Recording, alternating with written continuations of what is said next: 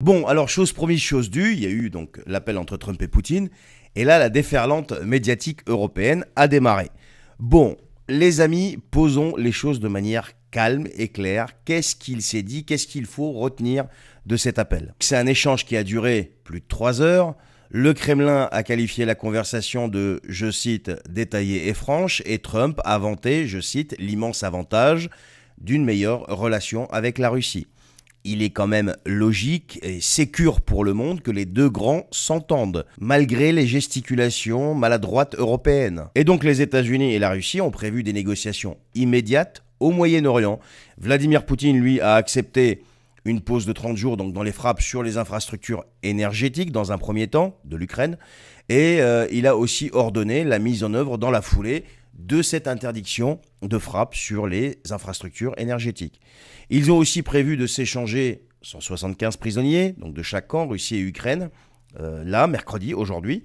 Et Poutine a plaidé pour la fin du réarmement de l'Ukraine et il a exigé l'arrêt pur et simple donc, de l'aide occidentale à l'Ukraine. Donc il faut arrêter d'envoyer des armes pour entretenir le conflit. Alors bien sûr, les médias vous disent que ouais, mais là il veut gagner du temps, c'est un menteur professionnel, blablabla. On s'en fout des médias, ce qu'ils peuvent raconter. Là, ce qui nous intéresse, c'est que les morts s'arrêtent. Et la Maison-Blanche a annoncé que des, je cite, négociations techniques sur la mise en œuvre d'un cessez-le-feu maritime en mer Noire, d'un cessez-le-feu complet et d'une paix permanente étaient en cours. Alors, qu'est-ce qu'il faut retenir de tout ça? C'est qu'il y a une paix qui est en train d'avancer là, tranquillement, parce que ça se fait pas comme ça la paix, après tout ce qui s'est passé. Donc ça se négocie, etc. Et pendant ce temps-là, eh bien, les gesticulations continuent en Europe, sous prétexte de sécurité, de protection, de on est livré à nous-mêmes, donc il va falloir qu'on augmente les budgets de défense et blablabla, ce que vous pouvez entendre, quoi. Je ne vais pas vous saouler avec ça. Donc voilà ce qu'il faut retenir de ce premier pas vers la paix. Alors après, il y en aura d'autres. Et je me demande ce que vont encore inventer les journalistes occidentaux et plus précisément français, surtout ceux du service public. Bonne journée. Pour Horizon, On s'engage pour Horizon, et partout où nous irons, et partout où nous irons, nous chanterons pour Horizon. nous chanterons pour Horizon. Nous, on a notre vision. Nous, on a notre vision. En 27, c'est Horizon. En 27, c'est l'horizon. Horizon, allez.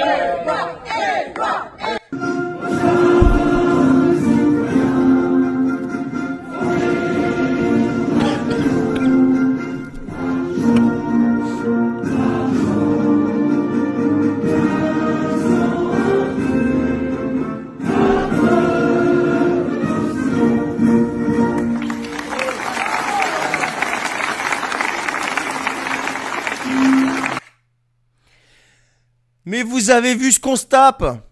Mais regardez ce qu'on se tape, mais on se tape ça. Ça là. Est-ce que vous avez vu comment il était debout ces journées? On a l'impression que je sais pas, il s'est passé un truc en fait. Oh purée, mais je peux plus.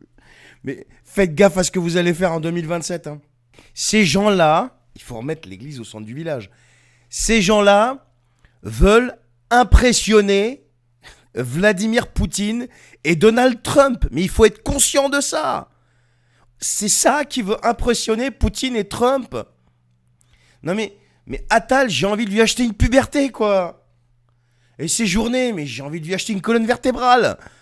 Et je vous parle même pas des autres. Non mais dites-moi les gars, dites-moi. Est-ce que c'est normal d'avoir ça à la tête de l'État, à la tête de la 6e puissance mondiale?